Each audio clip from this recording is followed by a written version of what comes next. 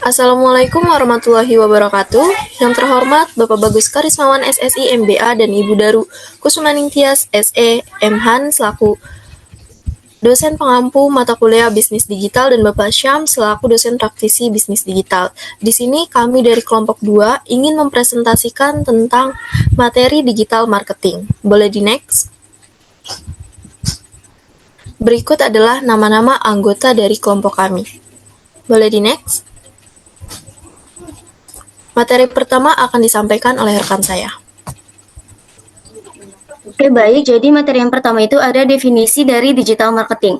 Menurut ahli, digital marketing adalah proses dalam mencapai tujuan pemasaran dengan memanfaatkan teknologi digital. Sedangkan secara umum, digital marketing merupakan konsep yang menggabungkan berbagai strategi pemasaran menggunakan media digital untuk mempromosikan produk, layanan, dan merek kepada target audience. Boleh di next? Di sini ada 3 poin dari digital marketing. Yang pertama ada identify, yang artinya menggunakan internet untuk mengetahui kebutuhan dan keinginan pelanggan. Kedua, anticipating, yang artinya memperkirakan permintaan dan tren digital. Yang ketiga ada satisfying, yang artinya memastikan pelanggan puas dengan layanan atau produk digital. Boleh di next? Nah, yang selanjutnya itu ada inbound marketing. Inbound marketing ini adalah pendekatan baru dalam digital marketing dengan fokusnya itu untuk menarik pelanggan dengan konten yang relevan dan bermanfaat. Untuk kelebihannya itu yang pertama lebih efisien karena mengurangi pemborosan biaya iklan. Kedua, bisa membangun hubungan jangka panjang. Dan kekurangannya itu yang pertama butuh waktu lebih lama untuk membuahkan hasil. Yang kedua, kontrol marketer lebih kecil dibandingkan dengan iklan tradisional. Boleh di next? Yang selanjutnya itu ada konten marketing. Nah, konten marketing ini merupakan bagian penting dari inbound marketing. Tujuannya itu untuk membuat konten menarik dan relevan agar pengunjung itu tertarik, betah, lalu menjadi pelanggan setia.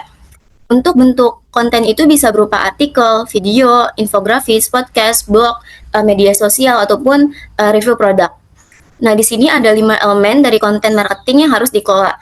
Yang pertama ada content engagement value, konten media, konten syndication, konten participation, dan konten akses platform. Selanjutnya perencanaan pemasaran digital. Jadi sebuah rencana pemasaran digital dibutuhkan sebagai tambahan dari strategi bagaimana tujuan spesifik penjualan dari strategi bisnis digital ini akan dicapai. Dari perencanaan pemasaran digital ini ada yang namanya model SOSTEK. Model SOSTEK ini adalah singkatan dari 6 langkah untuk membuat rencana pemasaran digital. Boleh di next? Nah, ini adalah 6 langkahnya. Yang pertama ada situation, objektif, strategi, taktik, lalu action, dan yang terakhir ada control. Dan ini akan dijelaskan secara lebih rinci lagi. Boleh di next? Nah, pertama analisis situasi. Jadi tujuan dari analisis situasi adalah untuk memahami lingkungan saat ini dan masa depan, sehingga di mana perusahaan beroperasi, sehingga tujuannya bisa realistis sesuai dengan kondisi pasar. Boleh di next? Di analisis situasi ada analisis permintaan pelanggan. Jadi analisis permintaan pelanggan ini berfokus pada pemahaman kebutuhan, perilaku, dan potensi pelanggan dalam konteks pemasaran digital dan layanan e-commerce. Nah, di sini ada 6 pertanyaan yang biasanya muncul untuk menganalisis permintaan pelanggan. Selanjutnya ada riset kualitatif pelanggan. Riset kualitatif pelanggan adalah ringkasan mengenai karakteristik, kebutuhan, motivasi, lingkungan dari pengguna situs web pada umumnya. Tantangan riset pelanggan seperti banyak data, terus bingung pilih layanannya yang tepat, terus datanya juga sering hanya dipakai tim digital, tidak menyebar gitu. Lalu ada juga analisis pesaing. Analisis pesaing ini adalah proses memantau dan mempelajari bagaimana pesaing menggunakan e-commerce untuk menarik dan mempertahankan pelanggan. Nah, kenapa analisis pesaing itu penting? Karena pesaing bisa saja menurunkan harga tiba-tiba, terus meluncurkan promo yang baru, dan mengubah strategi pemasaran digital mereka. Makanya itu kita harus tahu istilah kompetitor benchmarking untuk membandingkan bisnis kita dengan pesaing. Nah, di sini ada 7 dari benchmarking pesaing. Yang pertama ada tinjauan kemampuan internal versus virtual eksternal. Yang kedua ada dari property hingga OVP. Yang ketiga ada aspek siklus hidup pelanggan. Yang keempat ada penilaian kualitatif hingga kuantitatif. Yang kelima ada benchmarking dalam sektor dan lintas sektor. Yang keenam ada ukuran finansial dan non-finansial. Yang ketujuh ada pengalaman pengguna dan evaluasi ahli. Boleh di next? Lalu ada analisis perantara atau influencer. Analisis perantara itu bagian dari analisis situasi pemasaran digital. Tujuannya untuk memahami siapa saja pihak ketiga yang bisa membantu atau mempengaruhi pelanggan sebelum mereka datang ke situs kita. Boleh di next?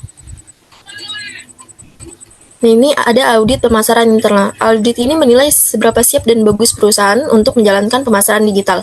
Biasanya yang dinilai ada 3. Yang pertama efektivitas bisnis, lalu pemasaran, lalu yang ketiga efektivitas internet. Boleh di next? Selanjutnya di sini ada objective setting. Objective setting atau penetapan tujuan adalah tujuan yang jelas dan menjadi dasar utama strategi pemasaran digital supaya semua kegiatan bisa terarah dan terukur. Karena kalau tujuannya itu nggak jelas, nanti bisnis kita tuh akan berantakan di bagian marketingnya.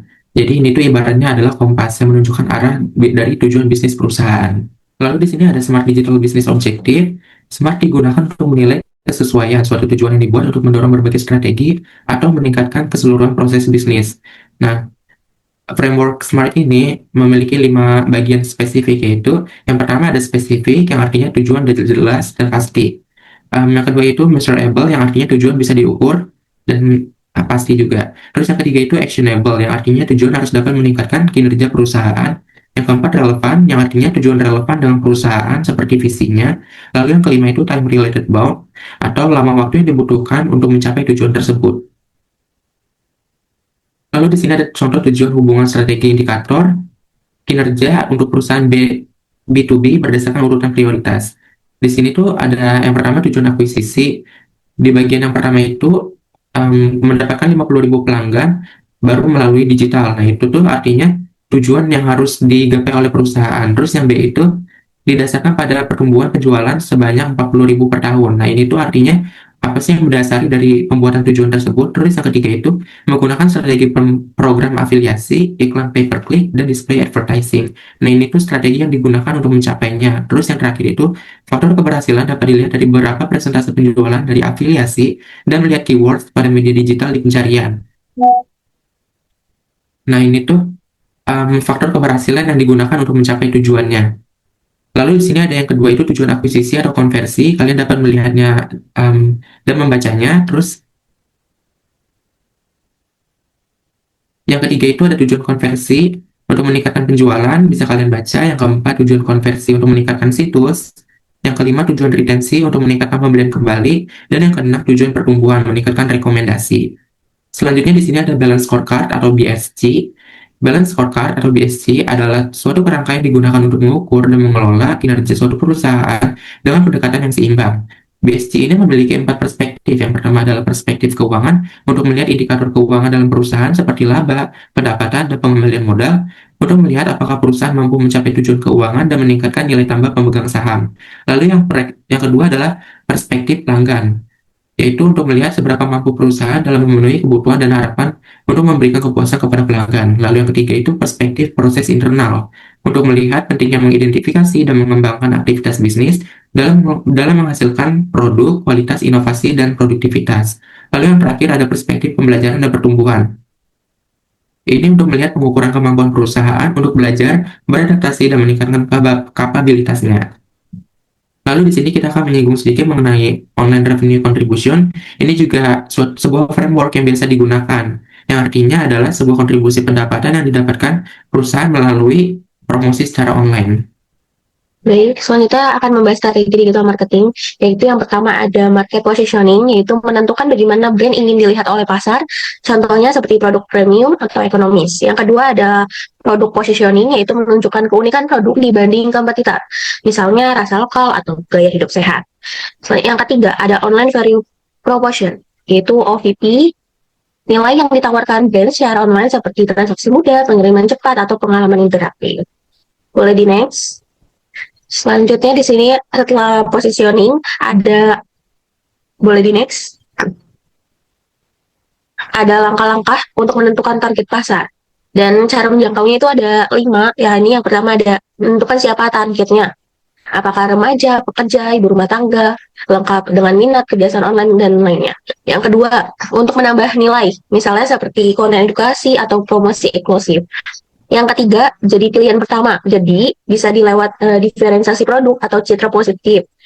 Yang selanjutnya ada membangun loyalitas dengan cara membership atau juga komunikasi secara personal. Yang kelima ada mengkomunikasikan dengan tepat guna untuk media yang sesuai seperti Instagram, TikTok, atau email. Jadi disesuaikan dengan produknya. Boleh di next. Dengan strategi ini juga bisa dikenal nih, dikenal, dipercaya, dan juga diingat. Nah, di dalam konten strategi dan karakteristik media digital juga harus membuat konten yang menarik, edukatif, dan juga interaktif pada membangun hubungan emosional dengan audiens. Nah, media digital juga punya beberapa ciri.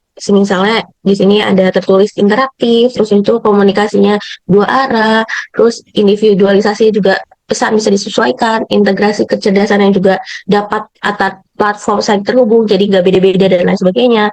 Dan tanpa batas lokasi juga, jadi bisa menjangkau konsumen atau audiens yang lebih banyak. Jadi bisa dikomunikasikan nih secara personal dan juga lebih efektif. Baik, di sini ada taktik. Jadi, apa sih itu taktik? Taktik adalah langkah-langkah praktis untuk mengimplementasikan strategi pasar, strategi agar tujuan pemasaran tercapai. Nah, taktik ini berhubungan erat nih dengan marketing mix atau bauran pemasaran yang kita kenal, yaitu 7P. Boleh di next? Nah, yang pertama ada produk, di mana taktik produk dalam pemasaran digital mencakup bagaimana sih perusahaan mengelola produk inti sekaligus, menambah nilai lewat produk tambahan, dan lain sebagainya. Nah, untuk harga sendiri, dalam dunia digital, harga kan sangat transparan ya, konsumen bisa langsung nih membandingkan harga dari berbagai situs, maka taktik harga yang digunakan bisa menggunakan dynamic pricing atau diskon online dan lain-lain. Nah, untuk place atau tempat, taktik distribusi pada digital marketing bisa berfokus pada bagaimana sih produk bisa menjangkau konsumen lebih luas, sehingga dengan adanya internet dapat memungkinkan terjadinya distribusi secara global.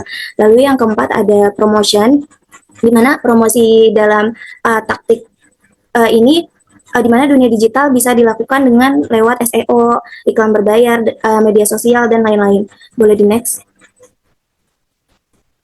Lalu ada people yang artinya orang. Dalam pemasaran digital, taktik yang terkait dengan people adalah bagaimana sih layanan bisa tetap diberikan meski tanpa tatap muka. Seperti banyaknya fungsi layanan pelanggan bisa digantikan dengan otomatisasi seperti chatbot, FAQ, virtual assistant, dan lain-lain. Lalu yang keenam ada proses, di mana taktik proses ini berhubungan dengan bagaimana alur layanan diberikan. Dalam digital marketing, proses harus dibuat secara sederhana, cepat, dan juga transparan. Lalu ada yang ketujuh ada physical evidence atau bukti fisik, di mana bukti fisik dalam digital marketing ini adalah bagaimana perusahaan menunjukkan kualitas dan kredibilitas secara online. Boleh di next. Nah, selain itu dari 7P ini terdapat kritik nih bahwa 7P ini lebih cenderung pada marketing. Maka dari itu untuk mengatasi hal tersebut, Mountain Bourne pada tahun 1990 mengusulkan kerangka baru yaitu 4C, di mana yang pertama ada customer needs and wants, lalu yang kedua ada cost to the customer, yang ketiga ada convenience, dan terakhir ada communication. Boleh di next. Baik, selanjutnya ada action. Jadi bagian action dalam perencanaan bisnis digital marketing ini menjelaskan aktivitas yang harus dilakukan oleh manajer untuk mengeksekusi rencana. Jadi kayak dibagiin tanggung jawab dari setiap tugas. Lalu yang terakhir ada kontrol. Jadi elemen kontrol dalam digital marketing ini dilakukan untuk menggabungkan teknik tradisional dan teknik baru. Tujuannya untuk melihat seberapa jauh sih kegiatannya sudah berjalan sesuai rencana. Boleh di next? Baik. Berikut ini adalah studi kasus yang sudah kami buat dan dapat kalian pause untuk bisa membacanya terlebih dahulu. Dan ini juga pembahasannya bisa kalian baca ya teman-teman. Baik, jadi kesimpulannya digital marketing merupakan penggunaan teknologi digital untuk mencapai tujuan pemasaran, terutama dalam mengenali, menarik, dan memuaskan kebutuhan pelanggan secara menguntungkan. Aktivitas ini termasuk sebagian dari digital business dan sering dikaitkan dengan e-commerce. Dalam perencanaannya, digital marketing biasanya disusun menggunakan kerangka SOSTEK yang sudah dijelaskan tadi. Boleh di next? Oke, baik. Selesai sudah presentasi dari kelompok kami. Bagi Bapak, Ibu, dan teman-teman yang ingin memberi tanggapan atau memiliki pertanyaan, silakan tulis di kolom komentar YouTube yang ada di bawah video ini. Kami mohon maaf apabila terdapat kekurangan maupun kesalahan selama presentasi berlangsung. Akhir kata saya ucapkan wassalamualaikum warahmatullahi wabarakatuh.